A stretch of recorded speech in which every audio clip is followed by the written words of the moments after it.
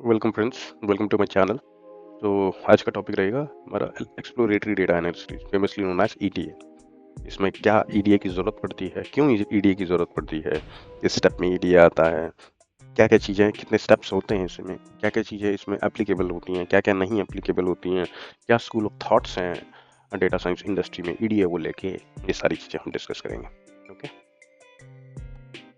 तो तो exploratory data analysis majorly 5 step process है। ओके, अगर आप इसको दूसरे स्कूल ऑफ थॉट्स के एज पे देखें तो इसमें कई स्टेप्स और ऐड हो सकते हैं, तो बट जो निचोड़ है बेसिकली आप कैसे एक्सप्लोरेटरी डेटा एनालिसिस को इनिशिएट करेंगे और how you will step forward ahead step by step.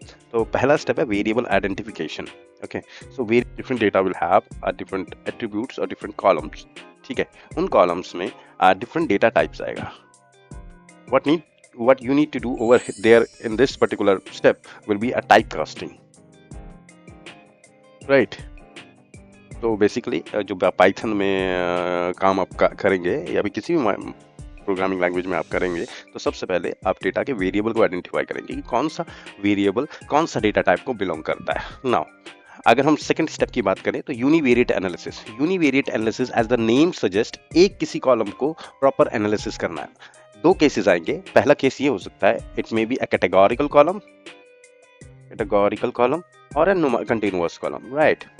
तो आपको, जैसे कि मैंने पहले भी एक वीडियो में डिटेल डेटा टाइप्स में एक वीडियो मींस पोस्ट की है, आप रेफर कर सकते हैं क्या कैटेगोरिकल डेटा टाइप होते हैं और क्या कंटिन्यूअस डेटा टाइप होते हैं।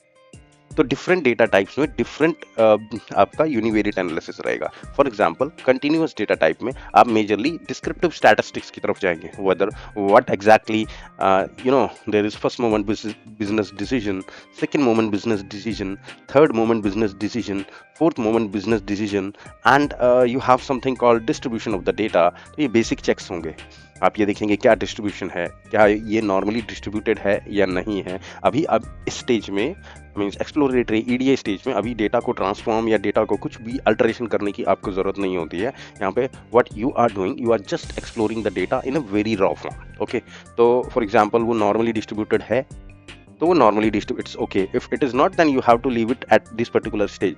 जो आगे की प्रोसेसिंग रहेंगी वो नेक्स्ट स्टेप्स में रहेंगी, ठीक है। पर स्पेसिफिकली अभी आप सिर्फ डेटा को एक्सप्लोर कर रहे हैं, जैसे कि मैंने पहले बताया एक सिटी को एक्सप्लोर कर रहे हैं, तो यहाँ पे आप डेटा को एक्सप्लोर कर रहे हैं। कैटेगोरिकल कॉलम्स में डिफरेंट एनालिसिस होंगे। Okay, now if you talk about bivariate और मल्टीवेरिएट एनालिसिस, इस केस में एज द नेम सजेस्ट, यहाँ पर एक से ज्यादा कॉलम के बीच में जो रिलेशनशिप बनेगा आपका, ठीक है, उस पे हम एनालिसिस करेंगे। Means there might be a data in which there are 2 columns और मोर देन 2 कॉलम्स। ओके, अब आपको ऑब्वियसली आपके पास 2 से ज्यादा ही कॉलम्स होंगे, तो आपको यहाँ पे the relationship between two, let it be A, B and C, D, E, the relationship between the two, whether it is categorical, numerical or continuous data type, आपको इनके बीच में different statistical testing और different statistical treatment करना पड़ेगा। Okay, now the fourth step, the most important step, वो रहेगा आपका missing values. तो मिसिंग वैल्यूज का मतलब क्या समझते हैं आप? मिसिंग वैल्यू मीन्स जब भी कभी डेटा की एंट्री होंगी, कुछ मिस्टेक्स उसमें आएंगी, कुछ डेटा के पॉइंट्स, कुछ रोज मिस होंगे, means you will not find anything over there in it. Okay, so ये सारी चीजें भी डिस्कस होंगी आने वाले उसमें डिटेल में, क्या रीजंस होते हैं मिसिंग वैल्यूज के, how you can treat those missing values, how you can impute those missing values, just because आपके पास डेटा को कलेक्ट करने में ही बहुत मेहनत लगती है। Now without any prior information you can't delete even the data whether they are missing और not. Got my point or not? Now, the fifth step will be the outlier step. Outlier is nothing but any extreme value, whether it is negative, whether it is positive, any extreme value will be termed as outlier. So इस video में fifth step जो होगा detail में, उस detail में हम discuss करेंगे what exactly the outliers are, what are the reasons for the outlier and how you can treat that particular outlier, or you can say how we can deal with the outliers. तो outlier के reasons क्या होते हैं और exactly definition क्या है outliers की। Okay, चलिए अब डीप डाउन करते हैं एक एक स्टेप को। अगर मैं ये बात आपसे बोलूं कि why do we need EDA being as a data science aspirant, या बात सिर्फ ईडीए की भी नहीं, मैं ये बोलूं कि आप एग्जैक्टली आपको डेटा दिया तो आप उसमें करेंगे क्या, या फिर आपका मेन इंट्यूशन या एम क्या होगा। तो पहला एक लॉजिकल एम है इनसाइट्स, राइट? तो इससे ऊपर शायद ना सोच पाए कोई भी, लेकिन जैसे जैसे चीजें आपके माइंड में मेच्योरिटी के एज पे जाएंगी तो फिर कुछ और दूसरे पॉइंटर्स भी आएंगे, जैसे कि डेटा कंसिस्टेंसी।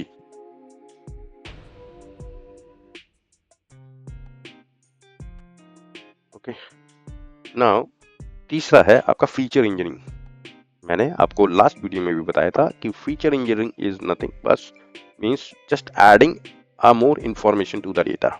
ओके, और एग्जैक्टली हम कर क्यों रहे हैं ये? हम डेटा प्रेडिक्टिव मॉडलिंग के लिए, जब हम कभी भी डेटा साइंस की बात करते हैं या एडवांस एनालिटिक्स की बात करते हैं तो प्रेडिक्टिव मॉडल्स बनाते हैं उसमें। तो जो प्रेडिक्टिव मॉडल्स हैं उनके लिए एक्सप्लोरेटरी डेटा एनालिसिस होना बहुत जरूरी है। इसके अलावा अगर बिजनेस पर्सपेक्टिव की बात करें तो if business have 15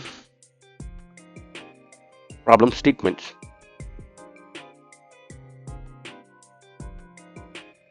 so you can say 12 to 13 can be solved through descriptive analytics only।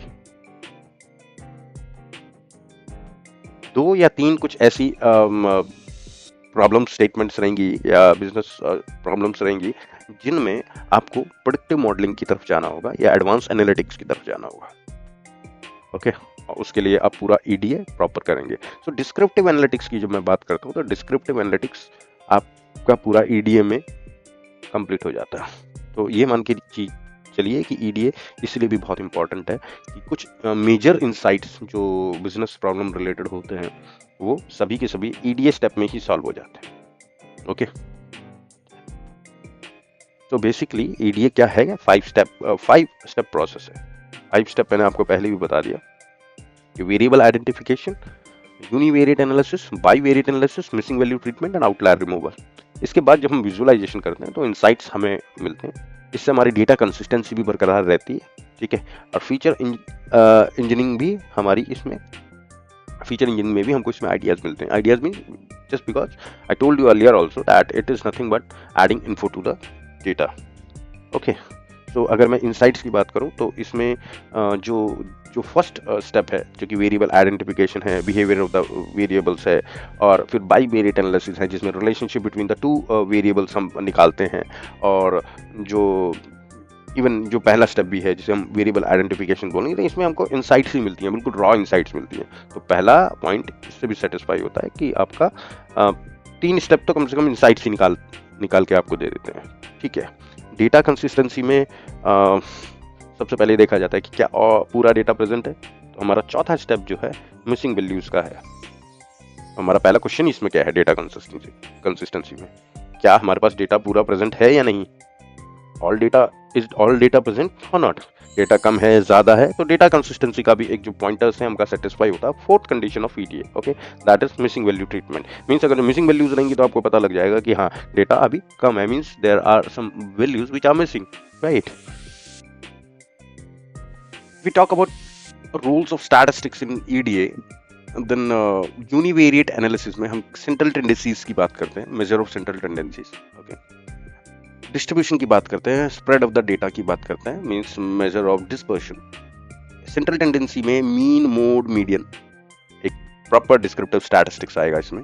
Distribution में नॉर्मली डिस्ट्रीब्यूटेड डिस्ट्रीब्यूशन और नॉट, गॉसियन डिस्ट्रीब्यूशन और नॉट, एंड स्पेसिफिकली अगर स्टैटिस्टिक्स की बात करें तो एक स्टैटिस्टिक्स में कंसर्न ये होता है if your data is not normally distributed ना, then you can't perform other statistical parameter or other statistical testings or other statistical treatment on it।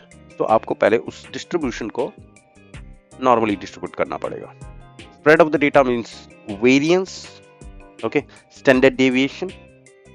ठीक है, तो ये अभी एक प्रॉपर प्लेलिस्ट स्टैटिस्टिक्स की अपलोड होगी जिसमें आपका डिस्क्रिप्टिव स्टैटिस्टिक्स और इन्फ्रेंशियल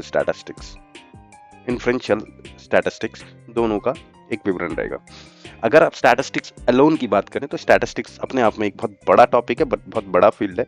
तो स्पेसिफिकली हर चीज़ें तो एप्लीकेबल नहीं होंगी या हर चीज़ें तो मैं आपको हर चीज़ बता नहीं पाऊंगा, लेकिन जो सिर्फ statistics related to data science उसमें एक एक चीज़ आपको डिटेल प्लेलिस्ट में आएगी। ओके, तो please do subscribe for that thing. Now if you talk about bivariate analysis, I had already told you relationship between the variable different type of hypothesis testing. अभी आप अपना दिमाग हाइपोथेसिस टेस्टिंग की तरफ ना दौड़ाएं। Hold your horses guys. Relationship between the two will be like correlation matrix बनेगी, heat maps बनेंगे, and specific relationship between the two variable, पूरे डेटा का एक प्रॉपर हीट मैप बनेगा, तो आपको पता लग जाएगा what exactly the relationship between the two is. Okay, so different different तरीके की इसमें भी डिस्क्रिप्टिव स्टैटिस्टिक्स ही इन्वॉल्व है। Okay, now this step experiment t test, one sample test, paired or two sample test, so and population estimate, central limit theorem, CLT के नाम से बड़ा famous है ये। ठीक है, ये सारा इन्फ्रेंशियल स्टैटिस्टिक्स में आएगा, इन्फ्रेंशियल स्टैटिस्टिक्स। तो ये सारी चीजें एक प्रॉपर डिटेल्ड में रहेंगी, लेकिन एक बात ध्यान रखिएगा, unless or until if you are not well versed with statistics, तब तक चीजें आपको स्मूथ एज पे नहीं होंगी। Okay, now let us talk about the missing value. तो डेटा जब भी बनेगा तो डेटा डिफरेंट फॉर्म से आएगा आपके पास। माइट बी पॉसिबल कि आपके पास RDMS फॉर्म से आए, CSV शीट आए, EXL शीट आए, और what ever it may be. Okay, in case में मिसिंग वैल्यूज हो सकता ना हो, बट इफ इन केस अगर मिसिंग वैल्यूज हैं तो उनको आप किस तरीके से ट्रीट करेंगे या किस तरीके से डील करेंगे। सबसे पहले तो रीजन मैं बता देता हूँ आपको। बहुत सारे रीजन हो सकते हैं, बहुत सारे आर्बिट्ररी रीजन हो सकते हैं, आर्बिट्ररी फैक्टर्स हो सकते हैं, रैंडम फैक्टर्स हो सकते हैं, जिनके एज पे मिसिंग वैल्यूज का मिसिंग वैल्यू जनरेट हो जाती है या क्रिएट हो जाती है। सबसे पहला तो एक सर इसमें रीजन है ह्यूमन एरर। ह्यूमन एरर बहुत रैंडम होते हैं, एक स्पेसिफिक पैटर्न्स फॉलो करती है। ठीक है, for example there is a survey, बहुत लेम सा एग्जांपल, सर्वे लिया। अब सर्वे में क्या हुआ, सर्वे किया गया हु ऑल ड्रिंक और स्मोक। ओके, तो कोई बहुत ऐसे मींस एंट्रीज होंगी जो मिस्ड होंगी। The reason behind it will be like, might be possible आप जिसको पूछ रहे हैं वो कंफर्टेबल ना हो या आपको झूठ बोले या आपको बताए ना, राइट, कि whether he smoke or not, just because it's a bad habit and you know the things. Okay, now दूसरा एक्सट्रैक्शन एरर। कोई भी बग्स आ सकता है किसी भी एक्सट्रैक्शन में, ये कंप्लीटली अब IT रिलेटेड चीजें हो गई, right. Whenever you are extracting the data from a data source there might be some bugs, तो उस एज पे आपको मिसिंग वैल्यूज आ सकती है। तीसरा, जैसे कि मैंने अभी बताया था आपको, कस्टमर प्रिवेसी। बहुत सारे means for example if you are making survey, और again the lame example of a gender base, तो male female and may be third gender, तो बहुत सारे ऐसे कैंडिडेट्स या अनइंटेंशनली भी शायद अपनी सेक्सुअलिटी को डिस्प्ले ना करें, राइट, बहुत सारी ऐसी चीजें होती हैं। सो दैट्स व्हाई एक ऑप्शन आता है ना, rather not to say, right. So we have to respect each and everything, and इस केस में भी आपका एक ह्यूमन एरर बन सकता है और एक मिसिंग वैल्यूज बन सकती है। इसके अलावा कुछ भी एक arbitrary factor, random in nature, कुछ भी हो सकता है, उसको आप डिफाइंड नहीं कर सकते, तब भी आपकी मिसिंग वैल्यूज बन जाती है। ओके, तो ये तो रीजंस थे, बट नाउ अब रीजंस तो आपने डिफाइन कर लिया, why it is important to find the reasons. Reasons में एक स्पेसिफिक पैटर्न्स बनते हैं, right. So if I talk about how to deal with these things and what is the solution, देखिए, कभी भी मिसिंग वैल्यू होंगी तो उसको इम्प्यूट करना पड़ेगा। If I talk about imputation here, impute means आपको फिल करना पड़ेगा, राइट। और इसके दो सोल्यूशन हो सकते हैं। सोल्यूशन या तो फिर दूसरा, या तो फिल करेंगे या फिर आप उसको रिमूव करेंगे। ठीक है, तो दोनों चीजें हैं। अगर आप रिमूव करते हैं तो उसमें दो क्लॉज आते हैं। फॉर एग्जाम्पल, आपके रोज में ही सिर्फ मिसिंग वैल्यूज होंगी, राइट। यहाँ पे अगर जो कोई मिसिंग वैल्यूज है, ये मिस्ड है कॉलम, तो क्या आप पूरी रोज डिलीट कर देंगे? क्या आप पूरी रो डिलीट करेंगे? No, this is not the case. And if you are deleting the row, then you are losing your data, right, and also you are losing the pattern.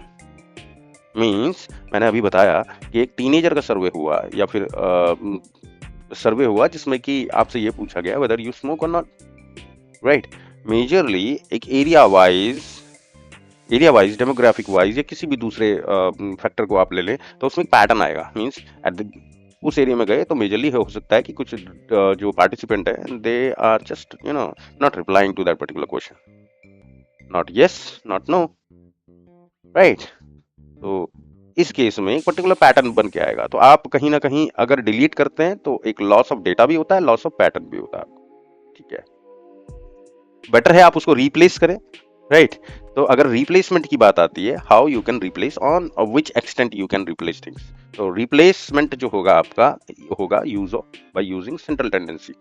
What if I talk about central tendency और measure of central tendency means mean measure of central tendency means mean, basically बहुत basic चलते हैं, mean mode median. अगर मैं mean की बात करूं, it is simply average eight this particular moment. Mode की बात करूं, मोस्ट फ्रीक्वेंट वैल्यू, एंड अगर मीडियन की बात करूं तो middle most value, okay. And other is using dependencies.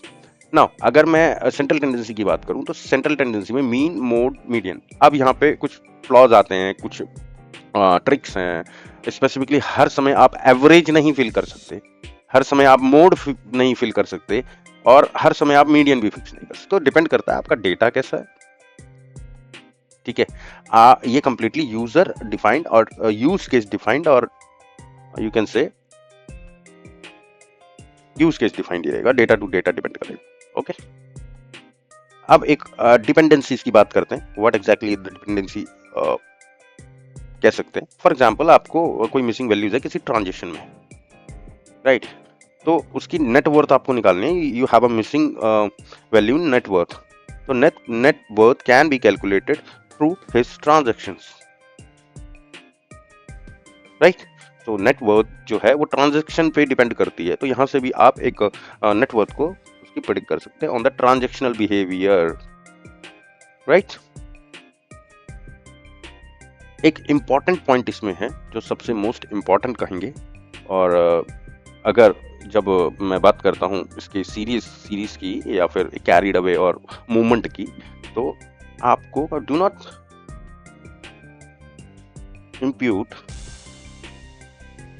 impute before bivariate analysis,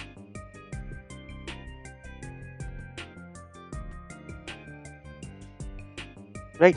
जो मैं आपको पहले भी बता रहा था, अगर जो आप एक ईडीए करते हैं तो EDA is simply exploring the data, right. अगर आप स्टेप बाय स्टेप चलें तो पहला आपका स्टेप है variable identification, then you have something called univariate analysis, then third step is bivariate analysis, and then you have missing values and outliers, right.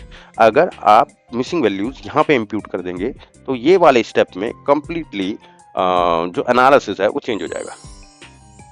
This is my thought of process and even it is very logical, right?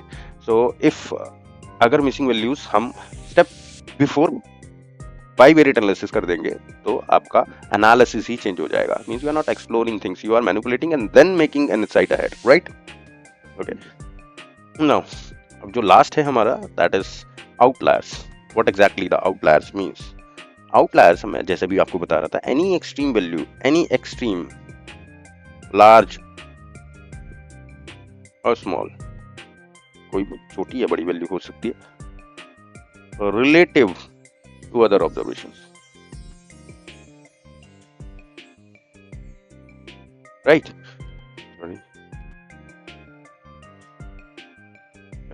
Any extreme values or any extreme large or small related to any other observations are outliers, okay? इसके reasons क्या हो सकते हैं? reasons सबसे पहले तो human error, for example data entry mistake. Again, I am really sorry for my bad handwriting here, okay? Now measurement error क्या हो सकता है? Simple thought process, measurement error if you are using a faulty device for measuring things, right? You have intentional error, जैसे कि मैंने आपको पहले भी बताया था, it might be possible कि जो फॉर एग्जाम्पल एल्कोहल का सर्वे हुआ and then here you are collecting the data and the target audience is teenagers. Let us suppose आप टीनेजर को बोलें कि how much alcohol do you consume, might be possible कि वो बिल्कुल मना कर दे, राइट। माइट बी पॉसिबल कि वो ओवर हाइप्ड में ये बताएं कि हाँ I take around, if he is taking 1 unit और 2 unit of alcohol then he might be intentionally, means intentionally ये बोल सकता है कि मैं 3 से 4 या 5 या 10 यूनिट अल्कोहल लेता हूँ। और it might be possible just because peer pressure भी रहता था, पीयर प्रेशर में भी टीनेजर ये बोल सकता है कि no no I don't take alcohol, whether he is taking 2 or 3 pints at right now. uh, there is something called sampling error also. For example sampling error में कैसे, सैम्पलिंग एरर में अब आपने सैंपल लिए, sample means again the same thing, आपने height, you have what you have to do, you have to collect the data of a person, height data of a person means आपको उनकी height का data लेना, right? सो इस case में let us suppose you are going to a basketball court, अब वहां पे सर्वे कर रहे हैं, डोंट यू थिंक जितने भी बास्केटबॉल के प्लेयर्स होंगे वो बहुत हाइट ही होंगे? माइट बी एक्सेप्शनल जाए कि वहां पे कोई आपको एवरेज हाइट का बंदा मिल जाए, right? But it is high probability और majorly it is 100% sure that basketball players are literally height in the nature, right? तो वहां पे आपको आउटलायर्स मिलेंगे, right? Now there is actual outliers also. Actual outlier का एग्जाम्पल मैं आपको दे देता हूँ, बहुत बहुत लेम सा एग्जाम्पल है। Let us suppose there is a bank where you have a account and the average salary, average you can say balance of that account is very high. The reason behind that particular bank or you can say those particular account will be like वहाँ पे अंबानी या अदानी इनके इनके भी bank accounts हों, right? तो it is 100% sure just because they are big business owners or they are big names, उनके bank balance literally very high होंगे। तो एवरेज जो बैंक का बैंक बैलेंस है, एवरेज अकाउंट का बैंक बैलेंस और यू कैन से average bank balance of account उस पर्टिकुलर ब्रांच में हाई होगा, राइट? जस्ट बिकॉज ये ऑब्वियस आउटलायर्स है, ऑब्वियसली बात है। Ambani and Adani, I have only two names, or might be Bill Gates, big names, right? Specifically if you talk about in the terms of money. तो ये outliers हैं, इनमें कोई mistake नहीं हुई। They already have that particular thing, means they have reach that means extreme value of money, right? So these are actual outliers. How you can identify and you know how you can treat these things. So how you can identify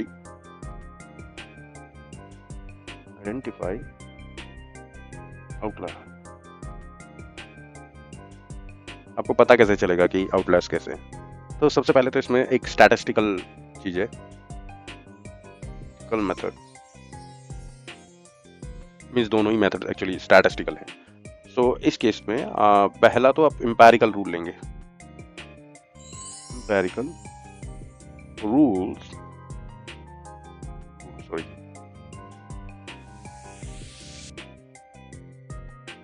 can be used as a filter।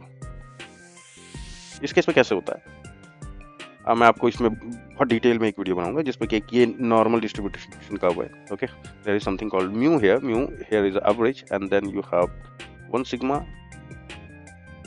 2 sigma and 3 sigma. Okay, you have 1 sigma, 2 sigma and 3 sigma. आप सिर्फ इतना समझिए कि कोई भी data इसके बीच में लाई करता है means mu plus minus 3 sigma, वो डेटा आउटलायर नहीं होगा। ये कंसर्न है डिस्ट्रीब्यूशन का। ओके, डिस्ट्रीब्यूशन से एक प्रॉपर प्लेलिस्ट में डिस्ट्रीब्यूशन के बारे में मोर डिटेल में डिस्कशन होगा। तो अगर मैं बात करूं आउटलायर्स की, तो यहाँ से जितना भी ये एरिया रहेगा means let us suppose tail इनकी इस तरीके से है, ये area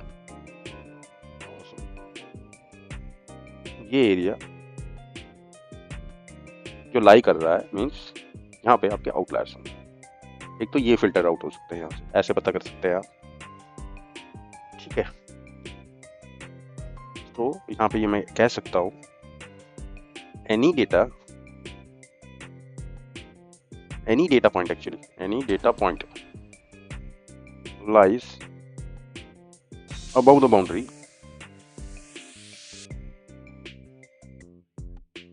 of mu plus minus 3 sigma will be outlier। Right. Now ये तभी पॉसिबल है जब कोई वेरिएबल या एट्रीब्यूट या कॉलम आपका नॉर्मल डिस्ट्रीब्यूशन फॉलो करता है। ये कर्व जो है वो नॉर्मली डिस्ट्रीब्यूशन का है। ये तभी पॉसिबल हो पाएगा ना जब जो डेटा है वो इस तरीके का कोई कर्व फॉलो करे। But if not, then you have the second method, that is box plot. Again इससे रिगार्डिंग भी आपका अभी सिर्फ एक ब्रीफ ओवरव्यू दे देता हूँ आपको मैं। कोई भी डेटा होगा वो कुछ इस तरीके से प्लॉट किया जा सकता है। यहाँ पे Q1, Q2, Q3 रहेगा। Q here is quartile. Okay, so this is quartile 1, then this is quartile 2, quartile 3. Q2 means quartile 2 will be a median of a data. Okay, और आप यहाँ पे IQR एक चीज होती है और you can say एक टर्म होती है, that is also called interquartile range. Okay, which is nothing but Q3 minus Q1. Okay, so specifically इस मेथड में होता क्या है, यहाँ से लेके, ठीक है, means Q3 plus 1.5 IQR. IQR is nothing but interquartile range. 1.5 is a factor, and from here आप इसको ऐसे ले लीजिए, from here to the range Q1, और you can say Q1 minus 1.5 IQR तक आपका डेटा है, बाकी सारे outliers. This is nothing but a fence, इसको फेंस भी बोलते हैं। ओके, दैट इट भी यहाँ तक आती है। तो ये जितने भी इस केस में आएंगे या जितने भी इस केस में आएंगे आउटलायर्स, जब आपके पास विजुअल आएंगे इसके आने वाले वीडियोस में तो आपको और डिटेल में समझ में आएंगे। ठीक है, तो आपका EDA का जो बेसिक कंसेप्ट है उसमें लास्ट स्टेप होता है आउटलायर, उनको ट्रीट कैसे करते हैं। अगेन मैं एक बार और रिवाइज कर देता हूँ चीजें। EDA 5 स्टेप प्रोसेस है, लेकिन अलग स्कूल ऑफ थॉट्स इसको अलग तरीके से प्ले करते हैं।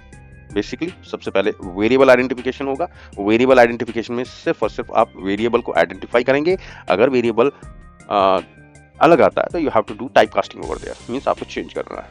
Now second, you have univariate analysis. Univariate analysis में आपको डिस्क्रिप्टिव स्टैटिस्टिक्स का काम मींस काम करना है, और इसमें सारी की सारी चीजें एक सिंगल कॉलम पे डिपेंड करेंगे। What you are doing here, you are analysing a single column. Okay, now there is something called bivariate analysis. Bivariate analysis में you are finding a relationship between two and more than two variables, okay, through different statistical measures. Okay, multivariate analysis. Now there is something called missing value treatment. Missing values treatment, as the name suggests, जब कभी भी data में missing values आएंगे उसके पीछे कुछ reasons होंगे तो उनको इम्प्यूट कैसे करेंगे। तो there are different 2 reasons, one is removing the data, another one is replacing data. Replacement में भी आगे फर्दर आप 2 कर सकते हैं, that is removing is loss of data and loss of pattern, right, तो दैट इज नॉट डिजायरेबल। अब हम दूसरी बात करते हैं रिप्लेसिंग, जिसे हम इम्प्यूटेशन भी बोलते हैं। रिप्लेसिंग में भी 2 चीजें आएंगे, using central tendency and using dependencies. तो यूजिंग डिपेंडेंसीज में मैंने आपको ट्रांजैक्शन का एग्जांपल दिया था। एंड नाउ अगर सेंट्रल टेंडेंसीज की बात आती है,